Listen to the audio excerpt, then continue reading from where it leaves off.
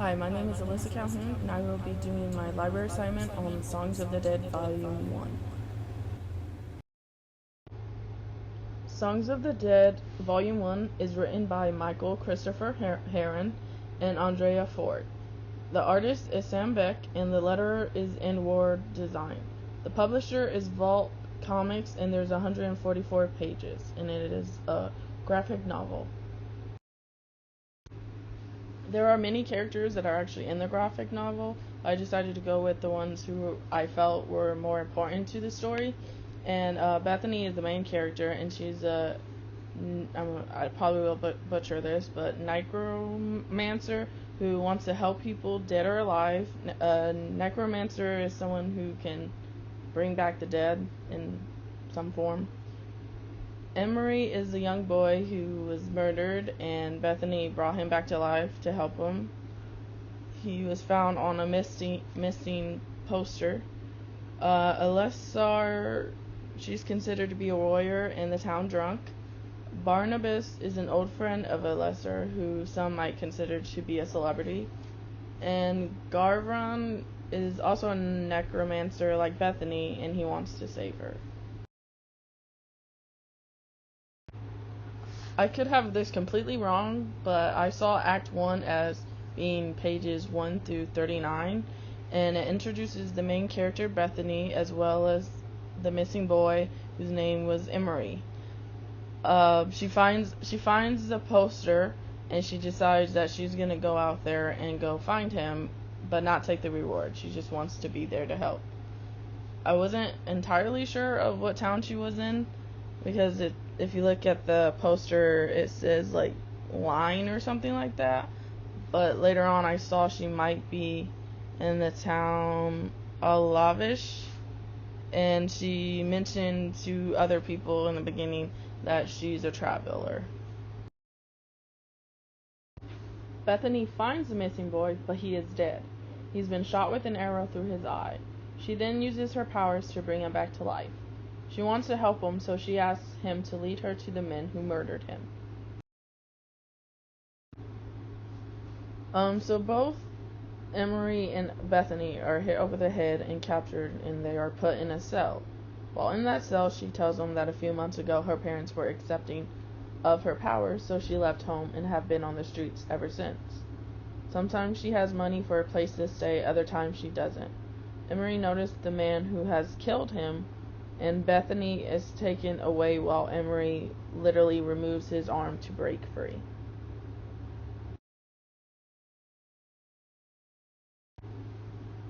Bethany has been asked to use her powers by Lord Roland, so he kills an innocent boy in front of her.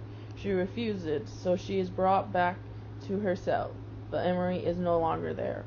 Emery goes up against his killer and loses the fight. The killer then comes into the cell looking to kill Bethany. Elisers comes to the rescue and defeats Emery's killer. In order to be free, Alessar, her name is complicated to say, kills several men to create an army that Bethany will then control to help in their escape.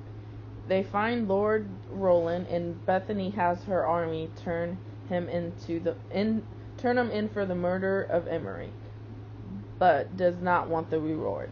Before they leave, they bury Emery and they walk away.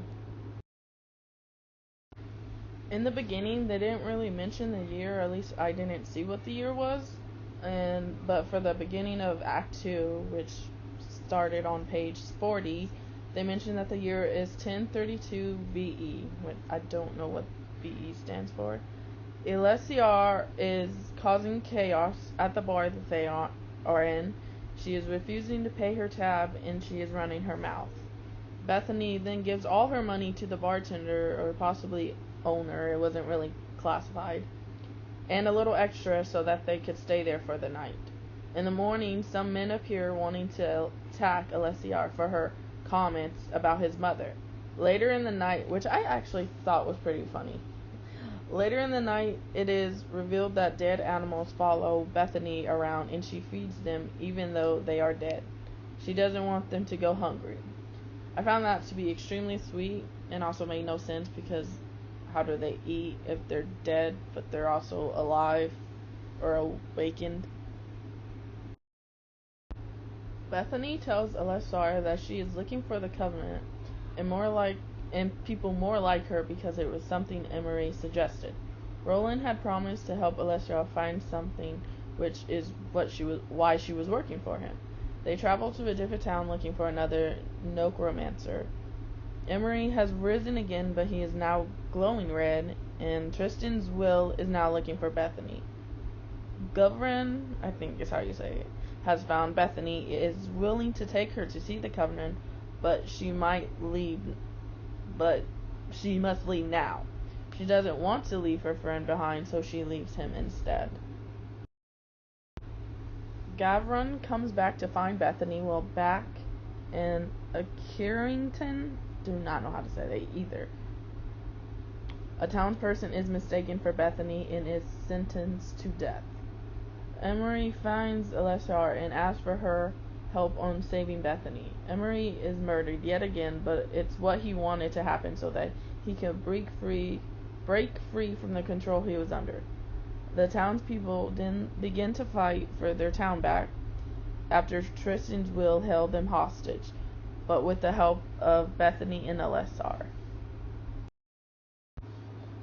Bethany and Alessar attend Boulder's Envy Festival. They have a map and they are searching for a man named Barnabas.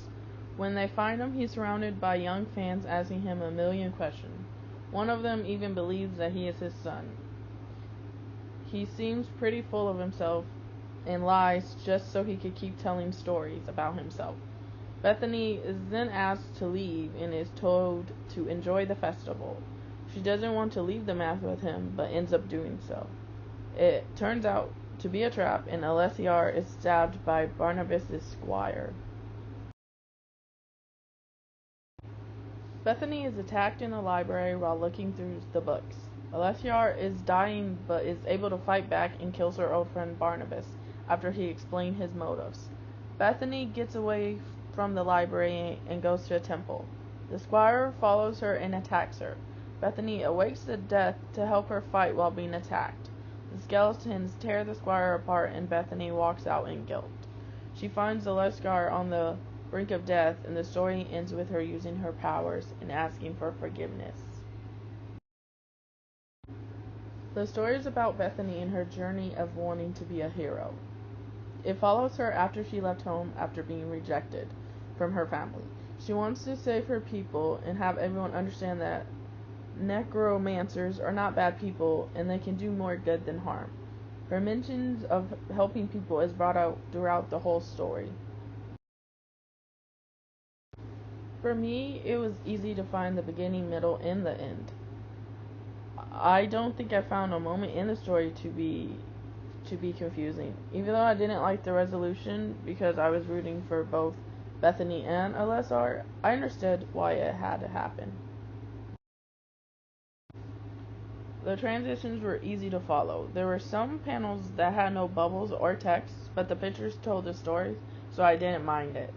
The story used several McLeod's ideas of transition, including aspect-to-aspect transitions. I wouldn't say that the character arcs were strong. The characters just got slightly better in their skills.